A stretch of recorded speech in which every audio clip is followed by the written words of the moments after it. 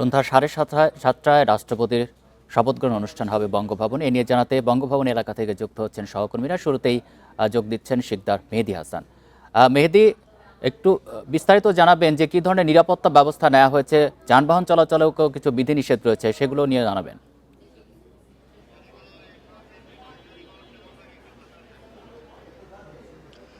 শুরুতেই আপনাকে বলতে চাই, ঠিক 7:30টায় যেহেতু আজকে মহামান্য রাষ্ট্রপতির শপথ গ্রহণ অনুষ্ঠান সেটি অনুষ্ঠিত হবে, তারই ধারাবাহিকতায় প্রায় 1200-র অধিক অতিথিকে কিন্তু এখানে আমন্ত্রণ জানানো হয়েছে এবং যে কারণে এই সকল অতিথিরা যাতে আসতে পারেন এবং তাদের চলাচল যাতে নির্বিঘ্ন রাখা যায়, এই উপলক্ষে কিন্তু ডিএমপি একটি বিজ্ঞপ্তি দিয়েছে এবং সেই বিজ্ঞপ্তি অনুযায়ী মতিঝিলের শাপলা চত্বর, এদিকে প্রেস ক্লাব এবং গুলিস্তানের যে স্টেডিয়াম মার্কেট রয়েছে, এই দিকের যে সড়কগুলো আছে সড়কগুলোতে সব ধরনের যান চলাচল এবং বাস যে চলাচল আছে এগুলোকে বন্ধ করে রাখা হয়েছে যাতে কোনো ধরনের কোনো বিঘ্ন না ঘটে মূলত।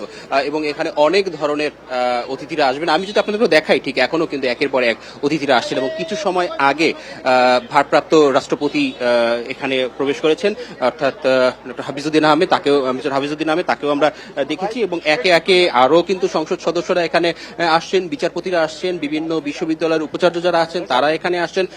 আমরা কথা বলেছিলাম বিএনপির যুগ্ম মহাসচিব হাবিবুর নবী খান সোহেলের সাথে, তিনিও কিন্তু আমাদেরকে বলেছেন যে এবারে যে রাষ্ট্রপতির কাছে তাদের যে প্রত্যাশার জায়গা সেটি আসলে অনেক সুউচ্চ একটি জায়গা, অর্থাৎ বিগত দিনে যে সকল রাষ্ট্রপতিরা ছিলেন এবং তাদের যে রোল ছিল বা দায়িত্ব ছিল সেই জায়গা থেকে কিন্তু বিগত 35 বছরের যে সংস্কৃতি বা চর্চা, সেই চর্চা ভেঙে একটি নির্বাচনের মধ্যে দিয়ে যে গণতান্ত্রিক প্রক্রিয়া রাষ্ট্রপতি নির্বাচন, সেই নির্বাচনের জায়গাতে যে ধারাটি বা মানুষের জনগণের যে প্রত্যাশা, সেই প্রত্যাশা তিনি পূরণ করবেন এমনটাই কিন্তু তিনি ব্যক্ত করেছেন। এবং আমরা এছাড়াও আরো বেশ কয়েকজন অতিথির সাথে কথা বলেছি, তারাও ঠিক একই কথা আমাদেরকে জানিয়েছেন যে এবার যে রাষ্ট্রপতি অর্থাৎ মির্জা ফখরুল ইসলাম আলমগীর, তার কাছে তাদের প্রত্যাশা এবং সেই প্রত্যাশা অনেক এবং তিনি তার দায়িত্বের জায়গা থেকে দল মত নির্বিশেষে তিনি রাষ্ট্রের জন্য কাজ করবেন, এমনটাই কিন্তু তারা আমাদেরকে জানিয়েছেন। আর আরো যদি একটু বলি যে আইন শৃঙ্খলার যে জায়গাটা, আসলে এখানে যেহেতু অনেক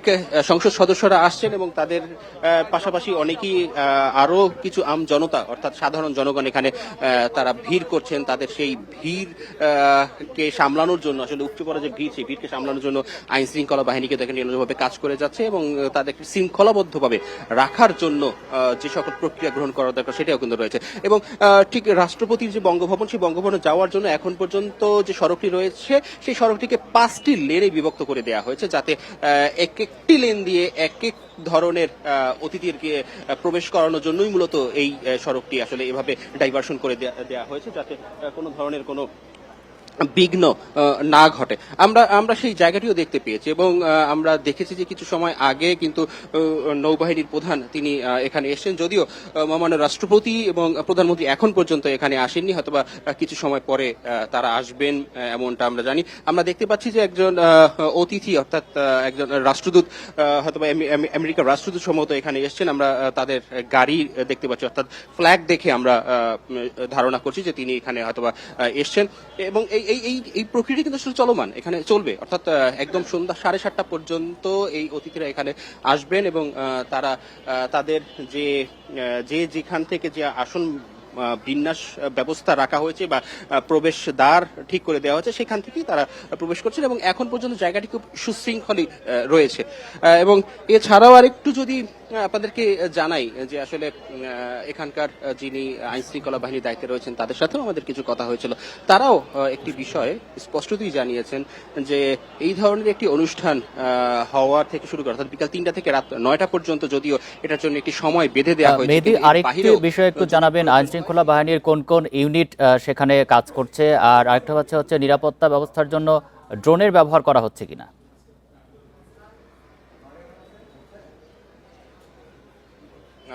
না, আপনাকে এই বিষয়টি একটু পরিষ্কার করে দিই। আমি ঠিক এখনই এই বিষয়টিকে নিয়ে আসতাম যে নিরাপত্তার জন্য আসলে এখানে কোনো ধরনের কোনো ড্রোন উড়ানোর যে বিষয়টি, সেই বিষয়টিকে আসলে নিষেধ করা হয়েছে এবং এখানে বিশেষ করে যে আমরা গণমাধ্যম কর্মীরা আমাদের জন্য একটি জায়গা নির্ধারিত করে দেওয়া হয়েছে, এর বাহিরে গিয়ে আমরা আসলে এখানে কোনো ধরনের কোনো আমাদের যে কার্যকলাপ সেগুলো আমরা করতে পারবো না। এবং রাস্তার দুই পাশেই আমাদের জন্য একটি জায়গা খুব স্বল্প পরিসরে একটি জায়গা তৈরি করে দেওয়া হয়েছে এবং আপনি জানেন যে এখানে এত পরিমাণে অতিথিরা আসবেন যাদের সাথে সাথে অনেক লোকজন আরো বেশি আসছেন এবং তাদের যে ভিড় সেই ভিড়টিকে আসলে এখানে সামলানোর জন্যই খুব কঠিন একটি বিষয় হয়ে পড়ছে এবং তার উপরে এত এত অতিথিরা এখানে আসে যে তাদের নিরাপত্তার বিষয়টিও মাথায় রাখতে হচ্ছে। তো সর্বোপরি আসলে আইন শৃঙ্খলা বাহিনীর এখানে আমরা দেখেছি যে 4 স্তরের একটি নিরাপত্তা বলয় তারা তৈরি করেছেন এবং অতিরিক্ত কিছু সিসি ক্যামেরা এখানে সেট করা হয়েছে। পাশাপাশি অন্যান্য আসলে সাদা পোশাকের যে আইন শৃঙ্খলা বাহিনী তারাও কিন্তু এখানে রয়েছে। মেহেদী, আপনি থাকবেন আমাদের সাথে আরও যুক্ত রয়েছেন সহকর্মী সুলতানা জাহান মিতু। আমরা একটু তার কাছে যেতে চাই। মিতু, সর্বশেষ প্রস্তুতি সম্পর্কে একটু জানাবেন। আমন্ত্রিত যারা অতিথি রয়েছেন তাদের উপস্থিত হওয়ার জন্য সর্বশেষ সময় কখন?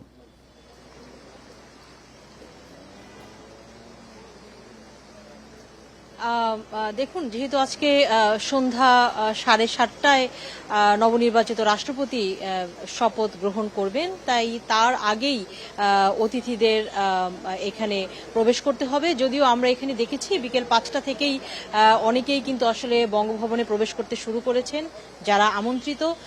বঙ্গভবন সূত্রে আমরা যতদূর জানি প্রায় 1,500-এর মতো বিশিষ্ট ব্যক্তিকে আমন্ত্রণ জানানো হয়েছে এবং তাদের মধ্যে আমরা প্রত্যাশা করছি বেশিরভাগই আজ এখানে উপস্থিত হবেন।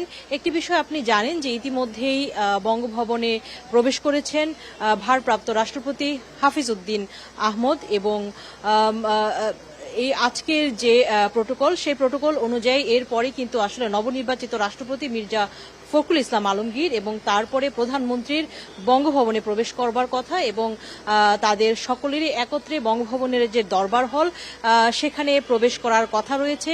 এই যে শপথ অনুষ্ঠান, এই শপথ অনুষ্ঠানের যে রেওয়াজ, সেই রেওয়াজ মোতাবেকই কিন্তু শপথ অনুষ্ঠানটি পরিচালনা হবে। শুরুতে জাতীয় সঙ্গীত, এরপর কোরআন তিলাওয়াতের পরে শপথ অনুষ্ঠানটি পরিচালনা করবেন স্পিকার অর্থাৎ ভারপ্রাপ্ত স্পিকার কায়সার কামাল, যিনি রাষ্ট্রপতিকে শপথ পড়াবেন।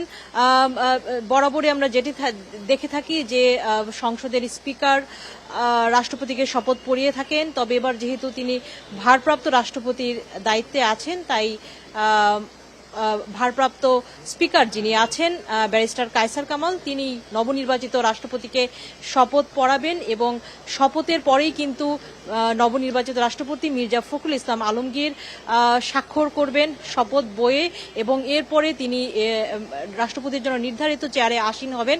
এর মধ্যে দিয়ে তিনি কিন্তু আসলে রাষ্ট্রপতির চেয়ারে আসীন হলেন এবং রাষ্ট্রের যে সর্বোচ্চ সাংবিধানিক পদ রয়েছে সেই পদের দায়িত্ব তিনি গ্রহণ করবেন। সব মিলিয়ে আজকের যে শপথ অনুষ্ঠান, এই শপথ অনুষ্ঠানকে ঘিরে বঙ্গভবন এবং এর চারপাশে কিন্তু একটি সাজ রব আমরা দেখতে পেয়েছি। নিরাপত্তার পাশাপাশি একটি উৎসবের আমেজও বিরাজ করছে। আপনি জানেন যে আজকের অনুষ্ঠানে যে 1,500 বিশিষ্ট ব্যক্তি আমন্ত্রিত, এর মধ্যে রয়েছেন রাষ্ট্রের সর্বোচ্চ ব্যক্তিবর্গ, রয়েছেন প্রধানমন্ত্রী, জাতীয় সংসদের স্পিকার, বেসামরিক এবং বেসামরিক ঊর্ধ্বতন কর্মকর্তাবৃন্দ, কূটনীতিকরা এবং মন্ত্রী পরিষদের সদস্যরা সহ আরও অসংখ্য বিশিষ্ট ব্যক্তিরা এই শপথ অনুষ্ঠানে আমন্ত্রিত হয়েছেন। আরও একটি বিষয়, আজ কিন্তু শুধু রাষ্ট্রপতির শপথ অনুষ্ঠানই এই বঙ্গভবনে পরিচালনা করা হবে না, এরপরে কিন্তু আজ যারা মন্ত্রিসভায় নতুন করে ডাক পেয়েছেন যে নতুন 4 সদস্য, তাদেরকে শপথ পড়াবেন নবনির্বাচিত রাষ্ট্রপতি মির্জা ফখরুল ইসলাম আলমগীর এবং তার শপথ অনুষ্ঠানটির পরেই কিন্তু তিনি নিজে সেই নবনির্বাচিত নতুন অন্তর্ভুক্ত হওয়া মন্ত্রী পরিষদের সদস্যদের শপথ পড়াবেন এবং এই পুরো যে শপথ অনুষ্ঠানটি সেটি পরিচালনা করবেন মন্ত্রী পরিষদ সচিব নাসিমুল গনি।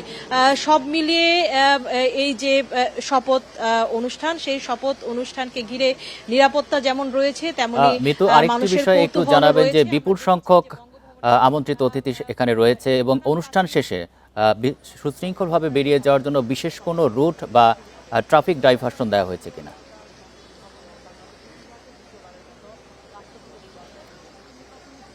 দেখুন, রাষ্ট্রপতির শপথ অনুষ্ঠানকে ঘিরে কিন্তু ইতিমধ্যেই আজ থেকে কিন্তু বঙ্গভবনের আশেপাশের সড়কগুলোতে ডাইভারশন করে দেওয়া হয়েছে। তবে একটি বিষয়, যারা এই অনুষ্ঠানে আমন্ত্রিত তাদের সাথে যে বিশেষ আমন্ত্রণ পত্রটি রয়েছে সেটি দেখে কিন্তু তারা তাদের ইচ্ছে মাফিকই চলাচল করতে পারবে, তেমনটাই আমরা জানি। ট্রাফিক বিভাগ থেকে কিন্তু সেই নির্দেশনায় দেওয়া হয়েছে, গণমাধ্যমে আমরা সেটি দেখেছি।